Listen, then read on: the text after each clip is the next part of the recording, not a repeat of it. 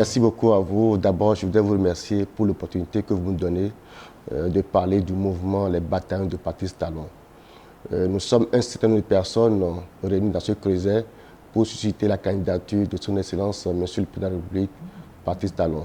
Et comme vous le savez, depuis 2016, le Bénin est en plein chantier, le Bénin est en pleine mutation sur le plan économique, infrastructurel et tout ce que vous voulez. Et c'est pourquoi aujourd'hui nous nous sommes dit, est-ce que si vous avez un président qui a une vision pour le pays, qui a des actions claires pour le pays, est-ce que vous allez le laisser partir?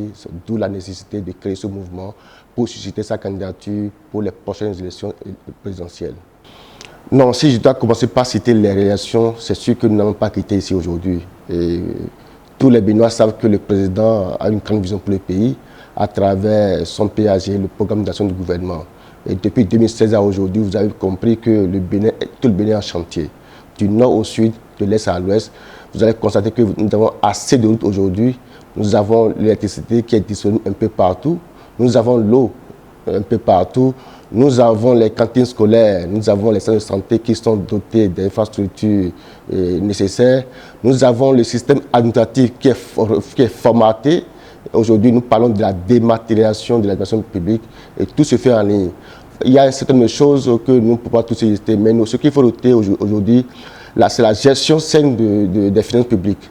De plus en plus, nous avons beaucoup d'annotations sur le plan international qui montrent que le Bénin est sur le bon chemin. Et la lutte contre la corruption, comme vous le savez mieux que moi aussi, voilà quelques chantiers que le président a ouverts et qui ont impacté positivement tout le système économique. Aujourd'hui, nous sommes parmi les 3 premiers au niveau de l'UEMOA en termes économiques, en termes de performance économique. Je pense que c'est à la tête du président de la République et tout son gouvernement. Et c'est le lieu vraiment de le remercier pour tout ce qu'il fait pour le Bénin. Et nous voulons, à travers ces actions, susciter sa candidature pour que d'ici à l'horizon 2026, le Bénin soit cité parmi les grandes nations dans le monde planétaire. Non seulement c'est un mouvement national, mais c'est aussi un mouvement international. Nous avons fait notre première sortie le 4 juillet. Après le 4 juillet, nous avons commencé par faire les installations dans toutes les communes, notamment à Abomey, à Corvey, à Comé, à Cotonou, dans le 11e arrondissement. Les prochaines sorties, forcément, seront Parakou, Djougou, Corvey, Nati Tengou, ainsi de suite. C'est pour dire que c'est un mouvement international. Même nos frères qui sont au niveau de la diaspora nous sollicitent et nous appuient fortement. Parce que quand vous voyez la composition de ce mouvement, c'est des jeunes leaders éclairés comme le président Talon. Et nous sommes très confiants que ce mouvement va aller loin pour susciter sa candidature. En tout état de cause, notez que ce mouvement est là pour appeler les jeunes à nous rejoindre rapidement, à susciter la candidature, parce que les actions que nous menons aujourd'hui, c'est ça qui détermine l'avenir de demain. Donc si aujourd'hui nous ne posons pas les bonnes actions, nous ne posons pas les bons pas avec le président Talon, peut-être que nous allons regretter. C'est pourquoi nous incitons tous les jeunes à nous rejoindre rapidement, n'est-ce pas, à travailler la main dans la main pour que le président puisse revenir, afin que nous ayons encore plus de routes, plus de centres de santé, plus d'écoles, plus de cantines scolaires, ainsi de suite.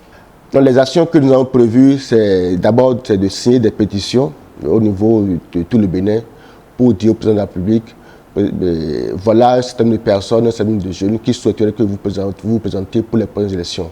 Donc voilà le travail phare que nous faisons d'abord.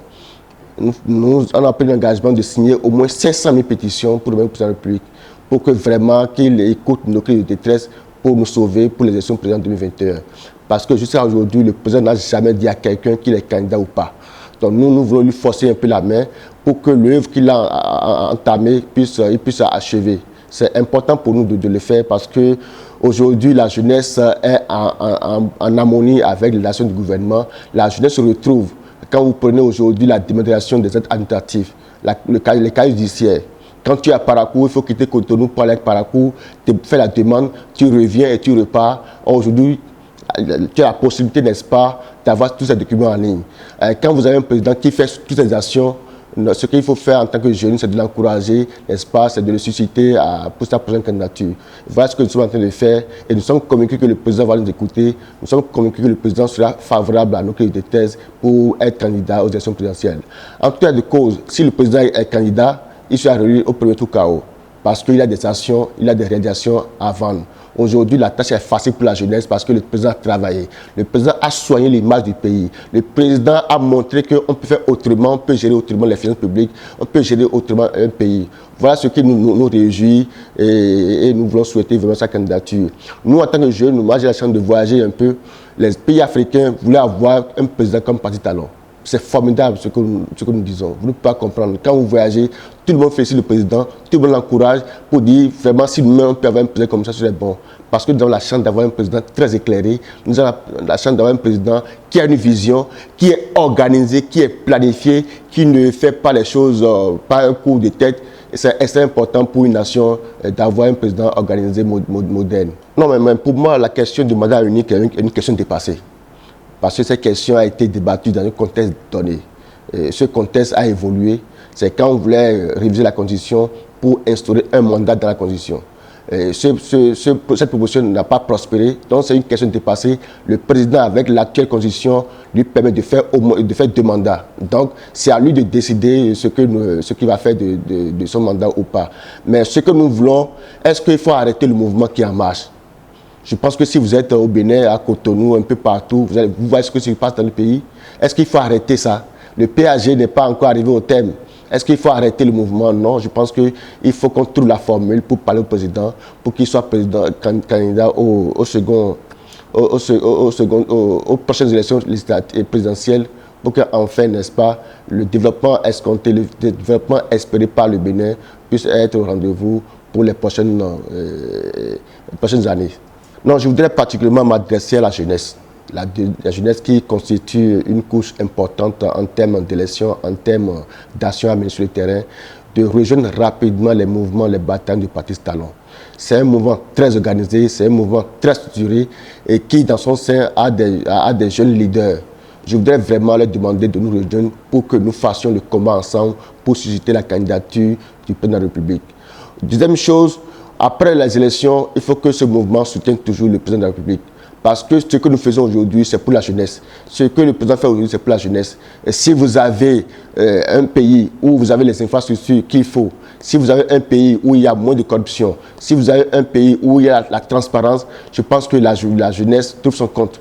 Et si les finances publiques sont bien gérées, le pays peut bien investir dans les infrastructures, faire beaucoup d'investissements. Et quand tous ces investissements sont faits, ça profite de la jeunesse. Quand tout le pays est équilibré, est-ce que celui qui est au nord doit forcément venir au sud pour bénéficier d'infrastructures? Non. Je pense que c'est l'appel que j'ai lancé à la jeunesse béninoise de regarder loin pour les bonnes actions. Sinon, nous allons regarder plus tard, ce que je ne souhaite pas. Voilà ce que je peux dire à la jeunesse béninoise pour dire, et je suis convaincu que la jeunesse actuelle est très éclairée, c'est là où elle va, malgré les pressions de gauche à droite. Et je pense qu'en son temps, la jeunesse prendra la décision qu'il faut.